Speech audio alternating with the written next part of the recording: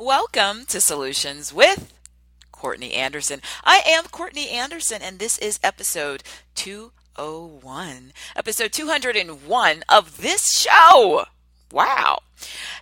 This episode today is one of the shows that's part of our Satisfaction Saturation series. Our Satisfaction Saturation series, of course, is where we talk about exactly what it sounds like. What do you do after you surpass your goals? Right? On the other side of the rainbow, now what? And obviously, there's a point when even though what we're focusing on is meeting our goals and achieving our goals, at some point, satisfaction itself, right, can reach a saturation period and status. And that's what we're talking about in satisfaction saturation. We're filled to the brim with satisfaction. And that brings a whole nother set of issues. In the words of the many ways immortal Biggie Smalls, famous rapper and hip hop artist, more money, more problems. And what I'm interpreting that in this series is that you have a whole nother set of issues you never even thought about after you achieve and surpass your goals. And that's what this series is about. So today we have one of these topics that is exactly the purpose of the series. It's one of those things you never think about until you get into that situation in life, and then you realize, wait a minute, I was not prepared for this. So in episode 201 of Solutions with Courtney Anderson, part of the Satisfaction Saturation series, our show topic today is everyone tells me what I want to hear. How can I get honest feedback? Everyone tells me what I want to hear. How can I get honest feedback?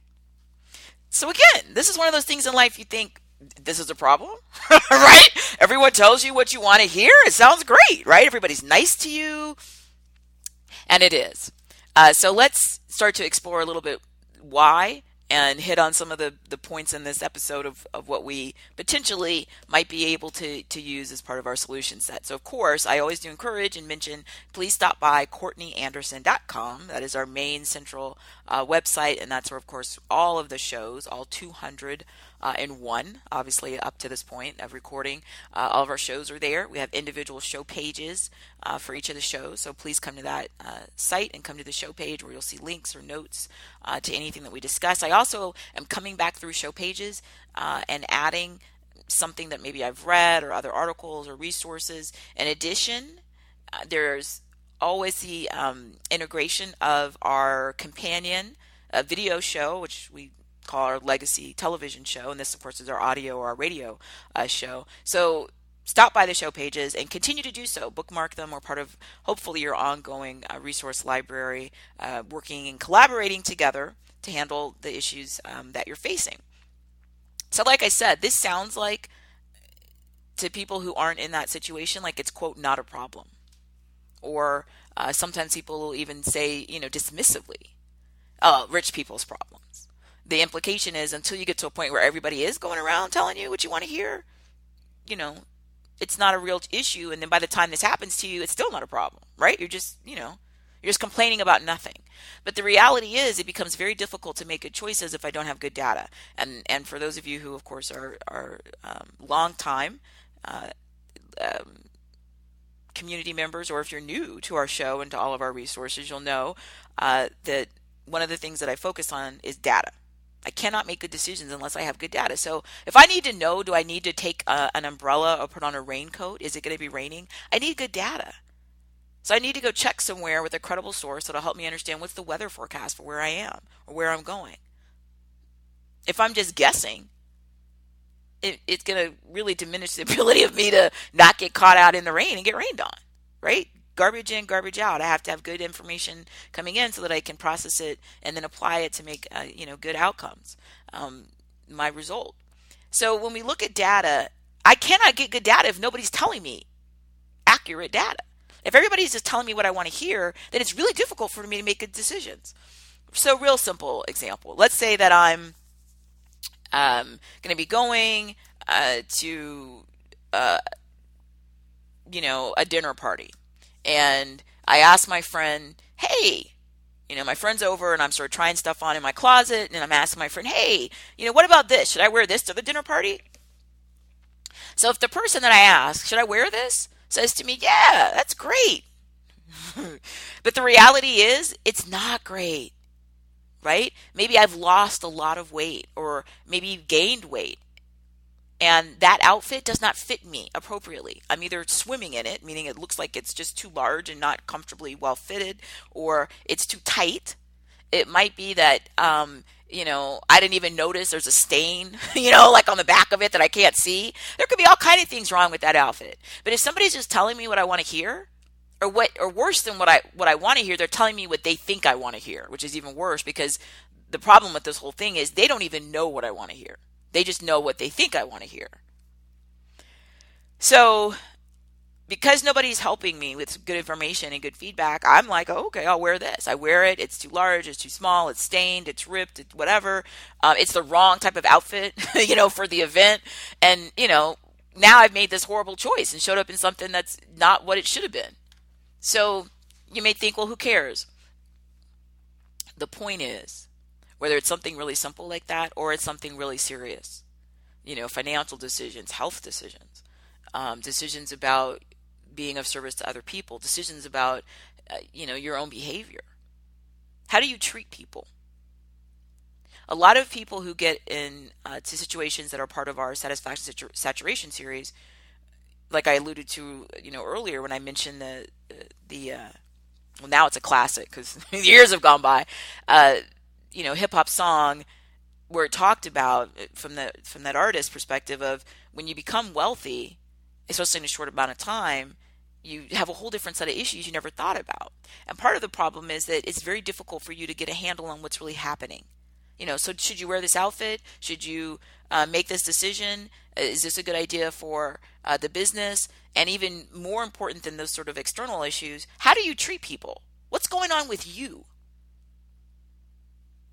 And like I said, the challenge is this. When you get to the point where everybody tells you what you want to hear or what they think you want to hear, you're in deep trouble.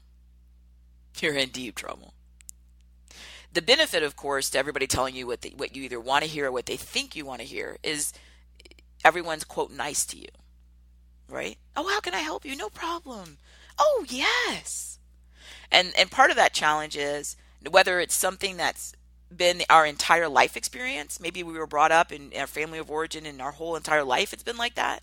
Or maybe it was that we came from a different life where everybody wasn't like this, telling us what we want to hear, and now we've transitioned maybe because of a professional accomplishment or a financial change in status, and all of a sudden we're getting this version of life where everybody really is, oh, how can I help you? Do you need anything? It really is different. And I think part of the challenge is that especially when somebody has done something tangible to result in this change of status. So let's say they had a business or they had a big career success. Part of the reason you worked that hard is because, of course, you loved it. But part of it was you wanted to get to a point where people were like this, where people did acknowledge you, especially when you're out in public. So you go to a restaurant or you go to a, hotel, and the people, immediately, they recognize you and they immediately are very deferential and, oh, welcome, and how can we help you? And, that's part of why people work hard, is so they can get to a point where their life is easier. And especially, like I said, out in public, it's usually a benefit. I don't really need the people when I'm out purchasing something at a store or I'm checking into a hotel, to be honest with me. I mean, I'm a customer, right? The challenge, though, is in your real life, when it becomes a situation where the people that you really would need to help you don't. So those are the people in your community of caring. I mentioned our community of caring in many shows, and that's the group of people in my life that pass that test. The test is my happiness is their happiness. I also simultaneously have to pass their test, which is that their happiness is my happiness. Those are the people in my community of caring. They could be family, they could be friends, they could be spouse, they could be coworkers. It doesn't really matter. Neighbors. That's irrelevant. The point is they're meeting that test. You need people that you trust and rely on to help you make better decisions, especially about things that you cannot effectively assess. So what would those things be? They would be your behavior, how you treat other people. A lot of things you can assess. Looking at your business or maybe making a financial decision or an investment decision, a lot of those you can assess.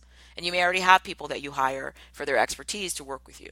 But in your real life, what do I mean by real life? Real life is all the stuff that's meaningful.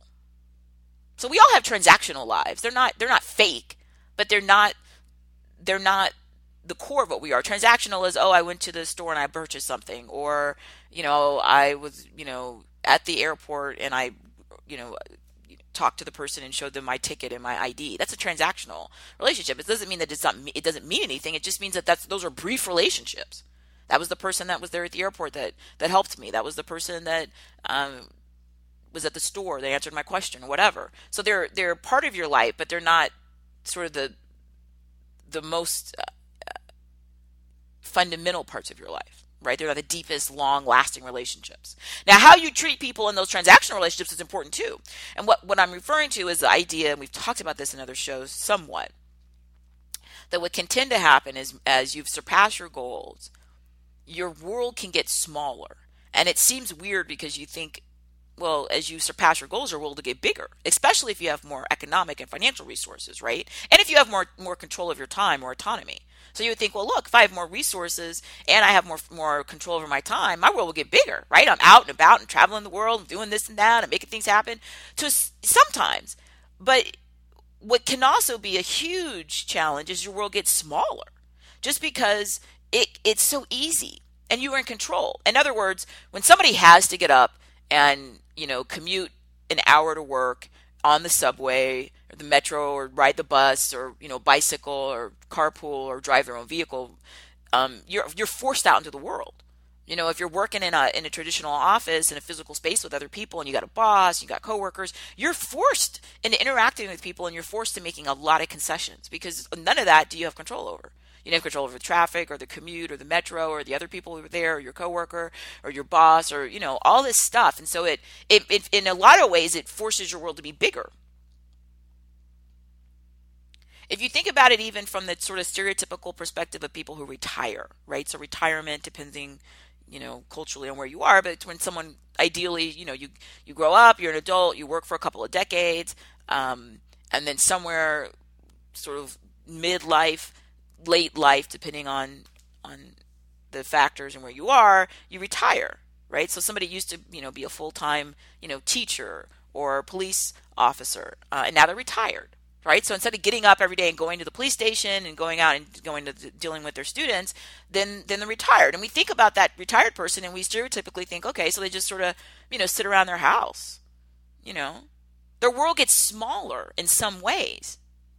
Now, of course, you can retire, and if you have a plan and you execute a plan, you can make your world larger. You could be out and traveling and enriching your experiences, and your world could get bigger. But you would have to have, again, plan for that and have the resources available for that. And what I'm saying is it's easier in a lot of ways when we'll use the word even though it's not the most accurate one. When you're, quote, forced to do something, it's just kind of easier. If it's already part of your day-to-day requirement, as you perceive it to be, then it's easier to get up, go to traffic, deal with people, and be out and about. When you have resources, whether because you retired or maybe you had some other career or professional or economic success, so now you don't have to, quote unquote, go do those other things, then your world can get smaller unless you again make those choices for your world to stay large or to get bigger. Part of the challenge of your world being smaller is since you don't have to deal with the commute, then often if people don't really plan ahead, right, then they'll think to themselves, I'm not going to do it. I don't have to go and sit in that commute or ride that metro and be around those people. I don't have to put up with that coworker, so I'm not going to do it. And if you start making that decision everywhere in your life, quote, you don't want to do it, then that's how your life can get so small. Because eventually people get to a point, potentially, and it happens, where they don't really do much at all. And their point is, well, I don't have to. And yeah, well, we know you didn't have to. I would argue, and we've done shows on this, and when you come to CourtneyAnderson.com or you look around, please look around. I know there's a ton of information. I know Some people say, well, it could be overwhelming. Maybe at first, but I mean, it's not meant to be digested in one sitting. It's like going into a museum. You're not supposed to go there and look around in 10 seconds. Wow, I'm done with the museum. No, it should be overwhelming because it's supposed to be an ongoing relationship of experiences for you. It's not something you're supposed to look at again for a few seconds and then I get it. No, you're supposed to explore it. You're supposed to continue to learn and enjoy. And that's what we're doing on the website. So my point is, I've done shows where I talk a lot about this idea of what you have to do versus what you want to do. And we talk a lot about this concept of reframing that a lot of things you don't want to do, you don't have to anyway. My point is, it's healthy to be in situations where it's not just all 100% focused on what your needs are. Whether it's being in traffic or having to wait in a line, those things are good.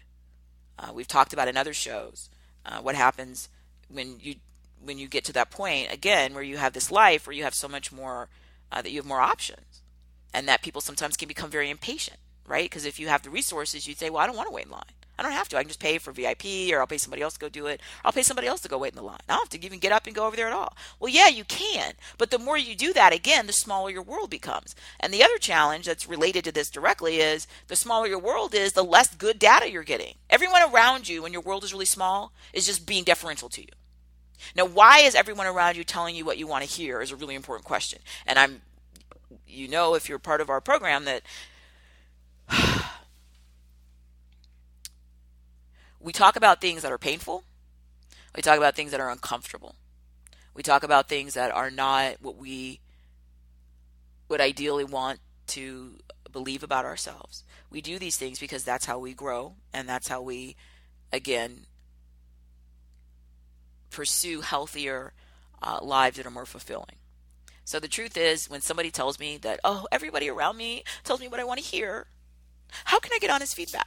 And I do hear this. I hear this from often chief executives at companies that I work with doing organizational consulting and corporate education training programs, CEO, COO, someone on the board of directors. And they'll say to me, oh, gosh, everyone tells me what I want to hear. Well, yeah, they do, because you're the CEO, or you're the CFO, or the CIO, or the CTO. It goes on, right? Of course they tell you what they want to hear. That's what the whole point of the hierarchy is. You have this title, right? So yeah, they tell you what you want to hear. Nobody's going to come in here and tell you anything that you don't want to hear. Now, I do often. I've been in many rooms, and I've talked about them in all different settings. Examples where how, it's uncomfortable. People are very uncomfortable when I'm in there saying things. Well, yeah, but that's why I was hired. I'm not hired to come to be helpful to your organization, to stand there and tell you what everybody else is telling you. What they're all telling you is what they think you want to hear. It may not even be what you want to hear, but they want you to be, if I was going to say they want you to like them, but if not that, they just want you not to despise them, or they don't want to get in trouble, quote unquote, right? So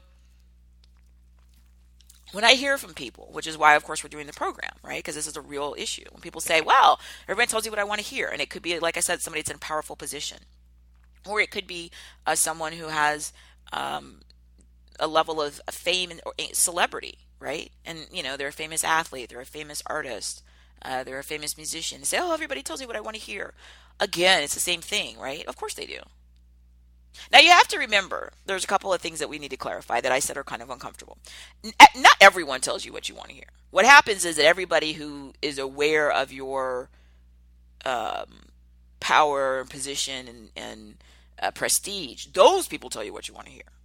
And what people do is they try to engineer their life so that that's usually what they're around, right? So the person who says to me, oh, all I do is have people tell me what I want to hear. There's just sycophants everywhere. Okay.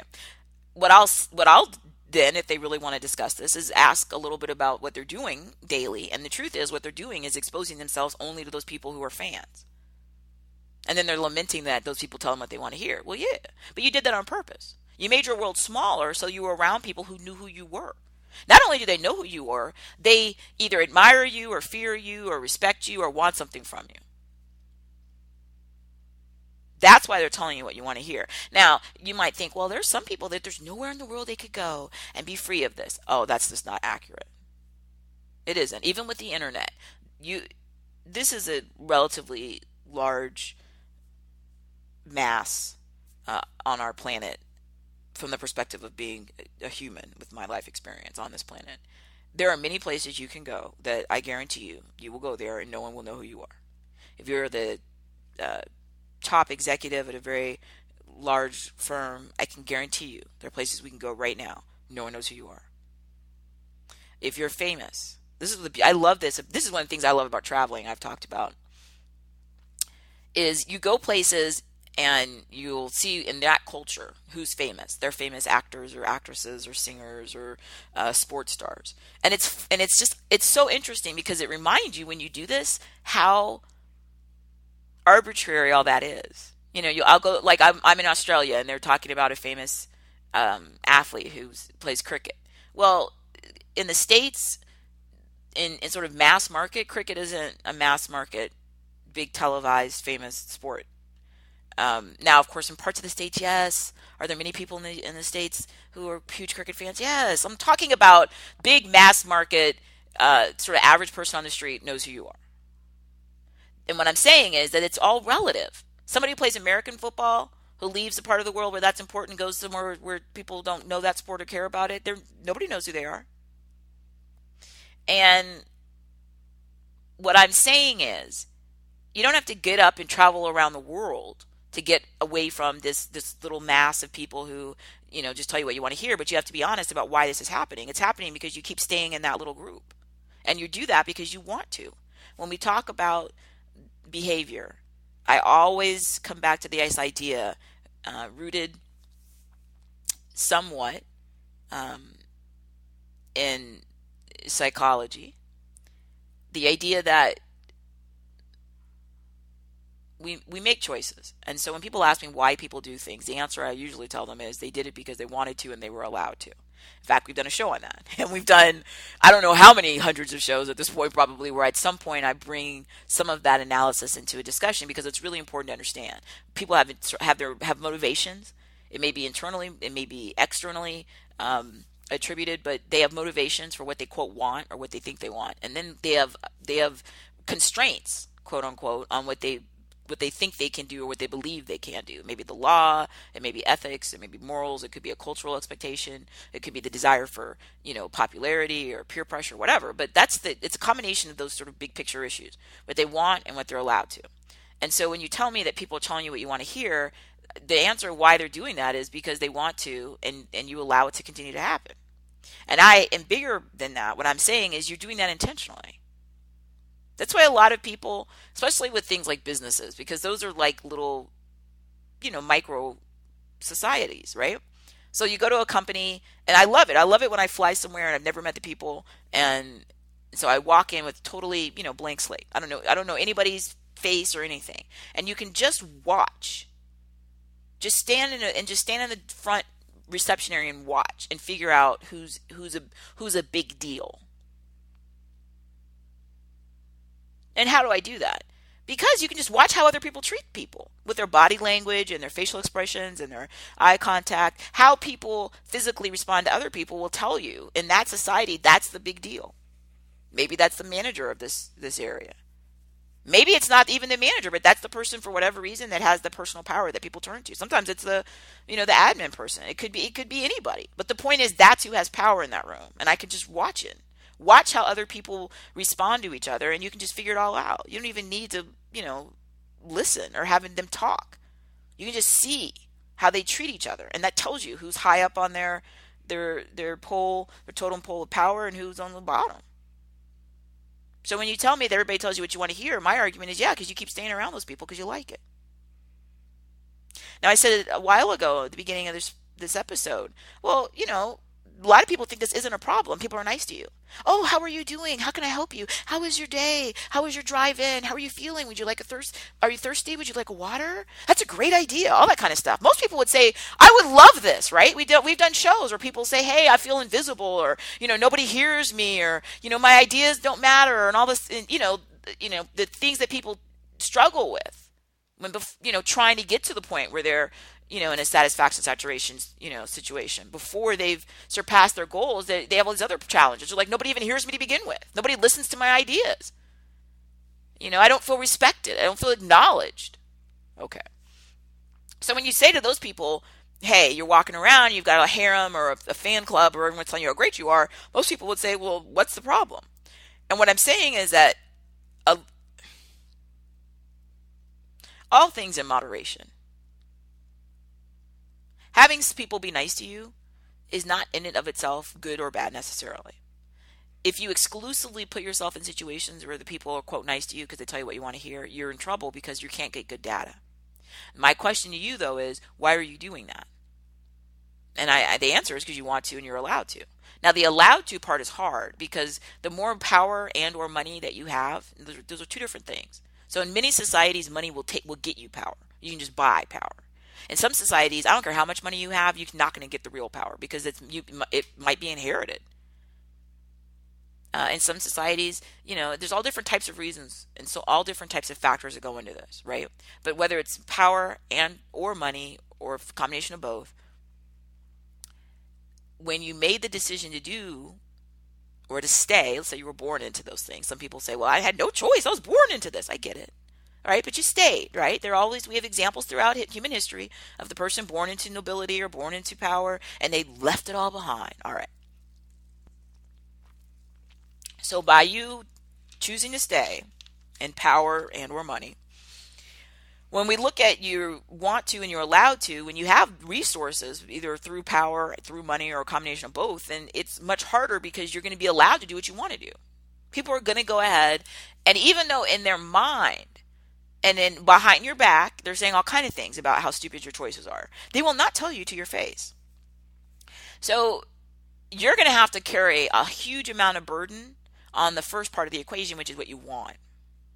You cannot wait on an external restraint to sort of step in and make your life easier. Oh, your boss said you can't do that, right? Because you don't have a boss. Or if you have one, you have so much power that boss doesn't really have any authority, right? And you know this.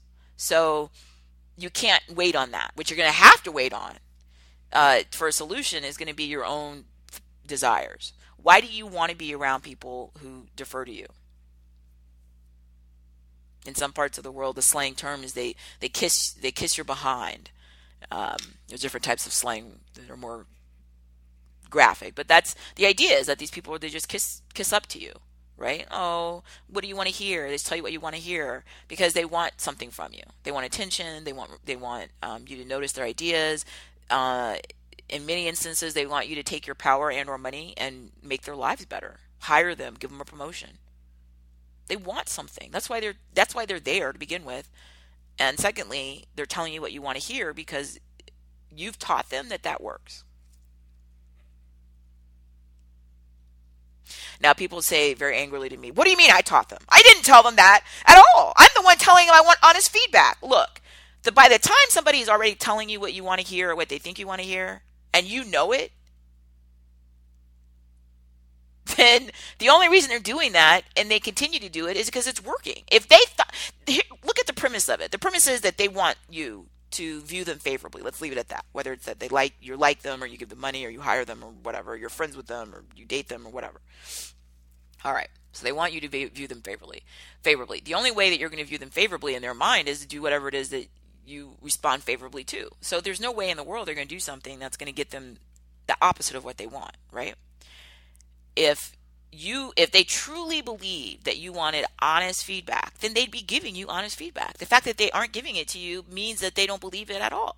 And I hate to use this word, but I really do. I despise when I'm in a situation where someone who has power says something to the group that they have power over. Like, I just want you guys to know, I'm just one of the guys. I want everyone to treat me just like I'm one of the team. I'm just a team member. And I want everybody to feel free to, really honestly, just tell me what's on your mind. We're all here for the bigger vision of fill in the blank, the company or the tour or the, whatever, the show, or their country, whatever. And the reason I despise it is because it's so false. If you have to tell people to tell you the truth, then then it's already not happening. People who already are getting honest feedback don't have to say to people, give me honest feedback.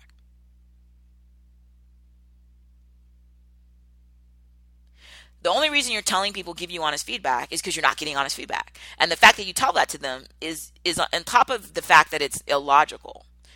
Meaning this, the reason that they're not giving you honest feedback is because you taught them not to give you honest feedback. How did you do that? Because somewhere along the line, you did or said or didn't say or didn't do something that gave a negative consequence to somebody who gave you what they believed was honest feedback. And like I said, what tends to happen is when somebody's been in this sort of cocoon, isolated, sheltered world where everyone's really nice to them for a while, the longer they stay in that, then the less tolerance they have for somebody, quote, being not nice. And that's part of what I said earlier about all things in moderation and how it's unhealthy. When you never, ever, ever have to go wait in line for something, just because you have resources or power and people always give you a special thing and you don't have to wait, or they have, VIP for you or whatever, then when you have to wait in line at all, even though it's a really short line and it's like nothing, your tolerance is so low for most people that they get very angry about that. And it's like you had to wait for like 90 seconds, but their point is they usually don't have to wait at all. And it's because their tolerance has gone down for anything that's inconvenient because they've created a life where they have so much convenience. And all I'm saying is that puts that person in a really negative situation most of the time for the long duration of their lives. We need to put ourselves in situations where we are not being catered to, where people are not telling us what we want to hear. If you really seriously wanted to do that, all you have to do is just leave your bubble. Seriously, leave it. Not people will say, well, I did. I took my team out and we went out to the zoo or the park or whatever. No, you went with the people who are who already surround you, telling you what you want to hear. What was the point in that? You didn't go anywhere differently. Carrying the same group of people around you who tell you how great you are. I don't care if you got on a plane, a boat, a train. I don't care what you're doing. I don't care if you go in outer space. You're still surrounded by that same little group of people telling you how awesome you are. You may be awesome, but nobody's awesome all the time, and everyone needs some honest assessment that's external to their own mindset to be able to grow and be healthy. The challenge is, again, when you have any type of power and or perceived authority or resources, then people who want that will gravitate to you, and they will be very deferential, and they'll do everything they can think of to make your life easier. I'm not saying that having that in some areas, as long as it's healthily balanced with other situations where you're not being catered to, is necessarily a good or bad thing. Many people get professional child care or elder care caregivers, which can be a very great advantage if you have the ability to do that, so that everyone in that family unit can thrive. Instead of some situation where somebody's like, look, I'm trying to quit my job and I don't have any, experience in elder care, medical care, and yet I'm trying to do this by myself, and now I'm burnt out, and now the other person I'm trying to help is not being taken care of well. So there can be situations where it's an awesome, wonderful thing to do, and I would argue that it's a beneficial utilization of power and or money to get somebody to come in and help with elder care or nanny or child care or other types of issues. It becomes a challenge when you just surround yourself with people all the time and tell you how great you are. And the reason I'm aware of how hard this is because it can be very nice. It can feel really nice, especially if you've had any time in your life where you were struggling. Maybe you were alone and there was nobody to tell you anything at all. Maybe you had very few people that paid attention to you, and the few people that did told you horrible things and were cruel or abusive. What I'm saying is, if you're lamenting that everyone tells you what you want to hear, I'm arguing that the reason that they're telling you that is because you've set this dynamic up and you've taught them to keep doing it. Saying to them, oh, well, give me the honest truth, I'm serious, is useless. Because they've already been conditioned and trained to not do that. So no matter what you say, they're going to keep doing exactly what it is that they've been doing. And that's not their fault, it's yours, because you taught them to do that. So if you really want to change this dynamic, you have to go find people who are capable of delivering information to you that you're not going to want to hear. Now remember, when I don't want to hear it, what that means is I might feel that it hurt my feelings. I might think it's stupid. I might feel that angered by it. I might feel hurt by it. I'm not saying someone's going to, insult you or say bad words to you necessarily. What I'm saying is that When people tell you what you want to hear and they're deferential to you, you get really used to that because there's no pushback at all. Even if somebody says in the most polite and respectful ways possible, I wouldn't wear that outfit because there's a huge stain in the back and there's a rip in it. You may freak out and start saying to them, how dare you hurt my feelings? You're so mean. Really? One of the things that I really want to emphasize here in this show as we wrap up, do you really want honest feedback is what I want to ask you. Because in many instances, people who say that they do, they really don't. And how do I know that? Because they tell the people who are already giving them, the non-honest feedback. Oh, you guys, my door is open. Tell me the truth. They'll say that, and then everybody knows it's not true because they've been around them long enough to have been taught, and they remember the time that somebody fell for that trick and did try to do something a little differently, and the person got really upset with them, and there was a bad consequence, right? So when you do things like that, it just reinforces that you're not serious about this. And you don't have to be. I mean, there are a lot of very negative consequences to having people just tell you what you want to hear all the time. Your world is very small, you're not getting good data, and you're not able to get enough oxygen to be able to experience new things. I mean, really new things. You also aren't challenging yourself. Remember, there's no pushback when everyone's telling you what I want to hear, so I don't have a challenge at all. You need to be in some sort of situation, again, that's new or novel or difficult so that you can start to grow and flex those mental and physical muscles that you're not using because everything is so comfortable. The only way that's going to happen is if you force yourself to do it. You cannot tell people who are already around you in any capacity telling you what you want to hear that they're going to do it because that's ridiculous. I don't care if they're relatives. You see this a lot with people. Their life has changed, especially when people create new families or relatively new relationships. And they'll say, well, I told my, spouse or whatever, tell me what I want to hear. I can't believe that they're not doing that. But then when you step back and look at the relationship, if that person is financially dependent on you, the odds of them telling you, quote, the truth are very low. Because if you take the money away and that's the reason they're with you, and again, I know it's uncomfortable. People get really stressed out sometimes when we talk about these things. But if you make a decision and you find somebody and they did not meet your community of caring tests, their happiness is your happiness, your happiness is their happiness. But they met other tests. You said, oh, look how good looking or physically attractive they are. Everybody else thinks it's really great how attractive they are. When I'm around them, other people think I'm better because they're around me and they're attractive. If that's what you went and picked and you lured them with money or a better and easier lifestyle, then they're there for the lifestyle and the money. They're not there because they love you. Because they weren't with you when you didn't have that lifestyle, and they probably don't even probably know you that well. People do this a lot. Men and women all over the world do this, right? And then they say they're lonely and that people just tell them what they want to hear. Well, yeah, you are lonely because the person isn't with you to be with you. They're just around you so they can enjoy things that benefit them. And they're never going to tell you what you want to hear because they don't want you to cut off their lifestyle financially or power or the access it gives them to all the good things they enjoy. And all of that can be very uncomfortable for people. But it can also be very painful if it's not addressed and these things lead to negative outcomes, right? Divorce or something negative like that. So when you want honest feedback, you have to go find people capable of delivering it. Who would that be? Well, it's going to be somebody who's not dependent on you. They're not financially dependent on you. They're not emotionally or psychologically dependent on you. They're not dependent on you for fun or entertainment. They're a complement to you. In other words, they have their own identity. They have their own interests. They have their own passions. They have their own failures. And they're a whole person. And they treat you as a whole person. So yeah, maybe there's some part of what you've done or what you do that is really, extraordinary. That's awesome. But they don't just treat you that. They treat you as a whole person. So what about the stuff about you that's really horrible? What about how you treat other people?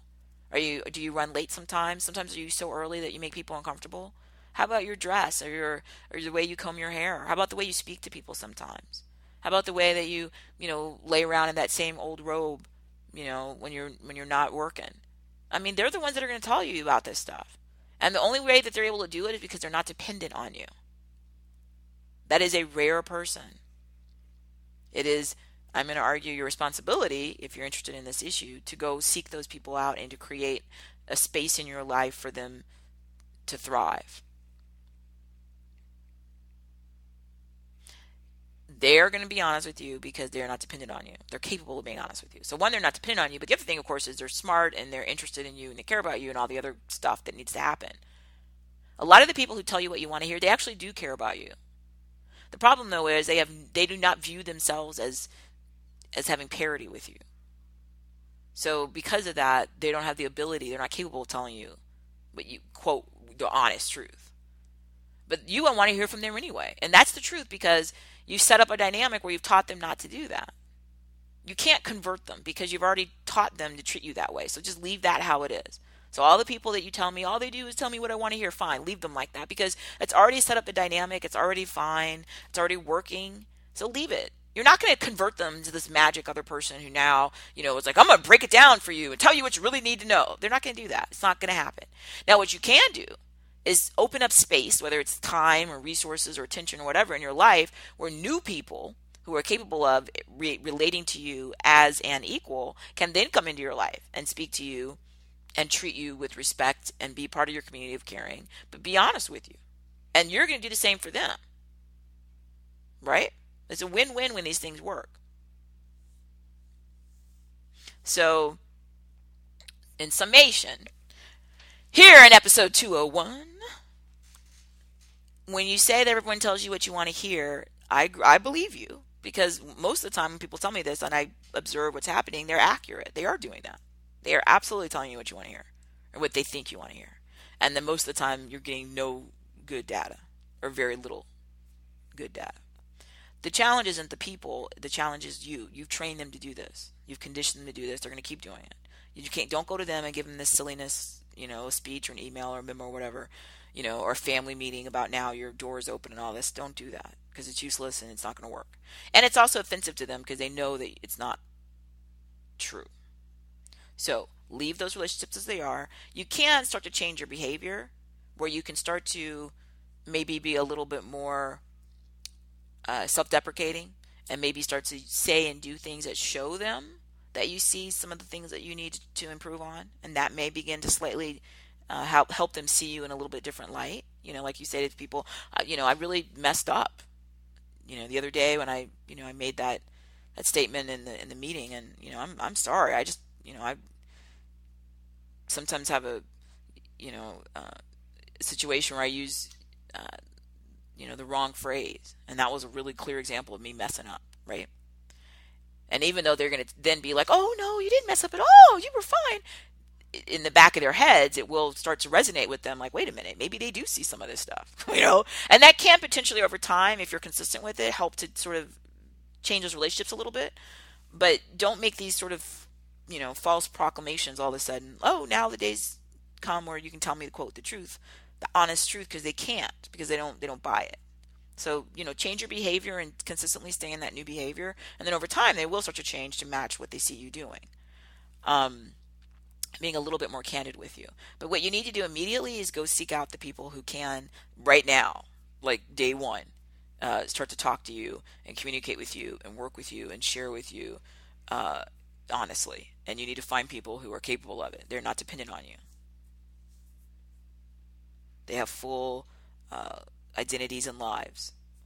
And again, very rare, do exist. And we've got other programs where we talk about different aspects of this. Making friends as an adult. We even talk about personal and romantic relationships in some different shows. At work, we talk about how we did a whole great program. I thought I really enjoyed and had great feedback about, is it lonely at the top, and all the, some of the data we talked about senior executives and leaders. They are lonely. And there's a lot of very serious negative results, mental health and physical health burnout. You're going to have to seek out people who have that rare combination of confidence and their own identity. They are not going to be dependent on you, and they're going to have the ability to tell you, quote, the honest truth. Now, I will mention this as we close. You need to be careful because there are people who often are white collar criminals. Con artists is sort of a slang term. Confidence artists who, what they do is that's their whole game. They come into your life and they seem such a breath of fresh air, and their whole way to lure you into what eventually is some negative situation where they take advantage of you, usually financially, is by presenting themselves as this counterbalance to all of the people telling you how great you are. And and it's very alluring. This is why this is such an old, I hate to use it, not trick, but it's an old pattern because it works, right? If I show up and I'm the one that's like, I'm the feisty, truthful one, and the person's like, wow, thank goodness, finally somebody. When you look, even when you read back historically, especially when you have societies built around royalty, where people are born into this and their whole life is like very sheltered, and how attractive it is, right? There's the person who's finally told that royal person, straight to their face, the truth, and then they're so enamored with them, right? Because it's like, nobody ever tells me the truth, but often, just be aware that can be an intentional ruse to get someone to a point to take advantage of them. So I just had to mention that because it does happen, unfortunately, more often than you would think. So all that's to say, obviously, there's going to be a lot of application of how you're going to find the credible sources that are going to be able to be part of your community of caring and help enrich your life. And you're going to remember, reciprocate and help enrich their lives. So it's going to be a win-win. But that is something that's going to take work. And one of the things that we love in our Satisfaction Saturation series is that we're setting new goals, because a new goal is a new adventure, is a new opportunity, and it energizes us, right? So I thank you today for being part of episode 201. I encourage you, of course, to come by CourtneyAnderson.com. I have joined Twitter. I'm at Zealous Business. Also speak out, reach out, let me know what's on your mind, and as you're on the website, please peruse all the new content that we constantly are adding, and let me know if there's anything that you would like us to cover or like us to add. And of course, if there's a webinar or a keynote speech or an event that you're interested in and inquiring about, contact me and let me know. And of course, you should see our show sponsors all over our website. There's links and affiliate ads. So if there's something you look and you think, oh, I want to buy that, please click on that ad on our site. And again, thank you so much for joining us today on the program, and I look forward to you being here next time.